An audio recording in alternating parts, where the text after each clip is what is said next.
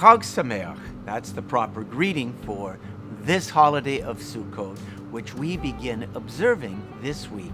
It comes as such a relief 5 days after that very serious, that very heavy holiday of Yom Kippur. Now, what do we do on Sukkot? Well, let's take a look at the biblical passages that tell us exactly how we are supposed to observe this holiday of booths, as we call it in English. The Lord spoke to Moses, saying, "Say to the children of Israel, on the 15th day of the 7th month, there shall be a feast of tabernacles, Chag HaSukkot, to the Lord for 7 days. The first day shall be a holy convocation. You shall not do any servile work. On the 8th day shall you observe a holy convocation. It is a day of assembly, Atzeret. You shall not do any servile work. The first day shall be a day of rest, a Shabbaton, and the 8th day shall be a day of rest, Shabbaton. On the first day you shall take for yourselves the fruit of the Hadar tree, the citron, the branches of tamarim, palm tree, and boughs of avot, thick-leaved trees, in other words, the myrtle, and the arvei nachal, willows of the brook. And you shall rejoice before your Lord, your God, 7 days.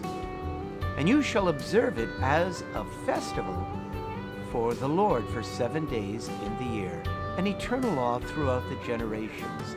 You shall dwell in Sukkot, in booths, and as temporary shelters for 7 days, that your generations may know that I made the children of Israel to dwell in Sukkot when I brought them out of the land of Egypt." Well, here we are sitting in our sukkah, our temple sukkah.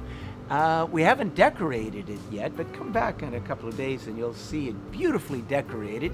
And we will take our meals out here. We will have services out here. We'll spend a lot of time out here. The sukkah reminds us of so many things. It certainly reminds us of the time when we were, in effect, homeless people. When we left Egypt for those 40 years, when we were wandering in the desert, we had no permanent homes.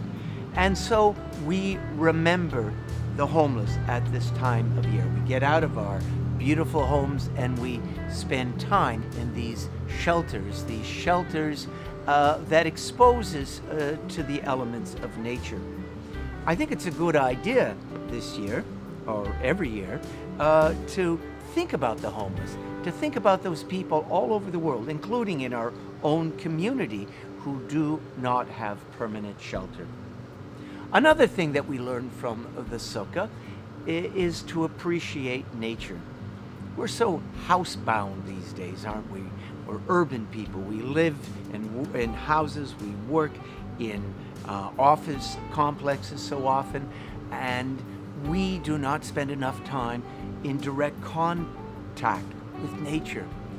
On Sukkot, we celebrate nature. We come out and we dwell in the sukkah. We feel the wind on our faces. We feel the rain when it comes through the sukkah. We feel the sun on our skin. Now, another thing that we learn on Sukkot, and that is life is frail, and that we cannot be totally in control of our lives. Now, of course, we try to control as many elements of our lives as we can, but in the end, we are very dependent on God's providence, on God's grace. And so, when we live in the sukkah, we remember that our lives, to a great extent, are in God's hands. Now, what about before I go any further, one thing I have to tell you, the blessing. You come out to the sukkah and you must say a bracha, a blessing. And this is the blessing that you say. You say, Baruch atah Adonai Eloheinu melech haolam, asher kiddushanu b'mitzvotav v'tzivanu l'shev b'sukkah. Blessed are you, Lord our God, King of the universe, who has sanctified us with his commandments and commanded us to dwell in the Sukkah. Now, on the first night, you say the Shehechianu. Baruch atah Adonai Eloheinu melech haolam, Shehechianu v'kiyamanu v'higianu lazman hazeh. You say that only on the first night. Now, what about those three elements, those three species that were mentioned in the Torah? We have the lulav. The lulav is a palm frond. We have the myrtle, 3 sprigs of myrtle, and 2 sprigs of willow. And we have this very special ancient fruit. It's called the etrog. It looks like a lemon, but notice there is the natural stem on this side, and what we call a pitom, a false stem on this side. And we are commanded to take these 3 species. We make sure that the myrtle is on the right, and the willow is on the left, and we put them together. We put them together with the stem, at this point, with the natural stem sticking upward. And we say the bracha. We say the blessing. Baruch atah Adonai Eloheinu melech haolam, asher kiddushanu b'mitzvotav, v'tzivanu al netilat lulav. And then we turn the etrog over so the pitom is sticking upward, pointing upward. And we face east, and we shake the lulav 3 times to the east, and then we point the lulav to the right of us. We shake it 3 times. Then behind us 3 times, to the left 3 times, upward 3 times, downward 3 times. On Sukkot, we begin to pray for rain, because that is the rainy season in Eretz Yisrael, in the land of Israel. In a sense, we're gathering up the winds and the rains from the 4 directions of the world, and we're bringing them to the land. We go upward and we bring them downward, where we need the water for the parched land.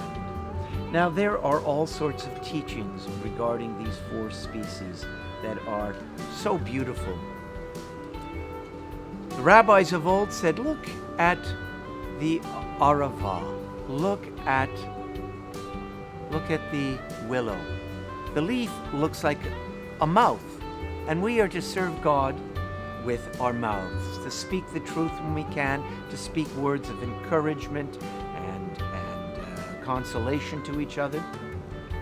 The myrtle, if you look at the myrtle leaf, it looks very much like an eye.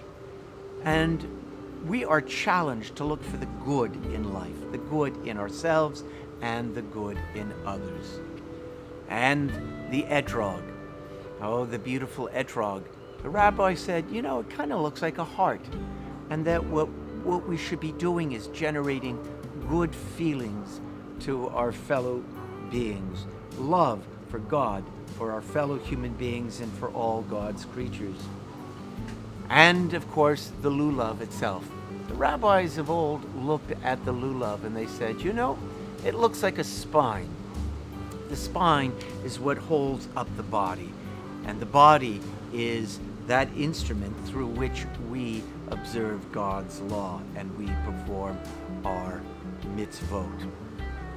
So I hope that you will visit your synagogue this week.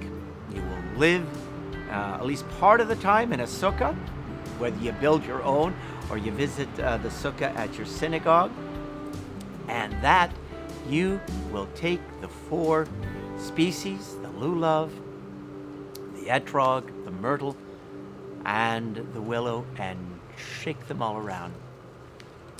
Well, Chag Sameach, may you have a joyous Sukkot.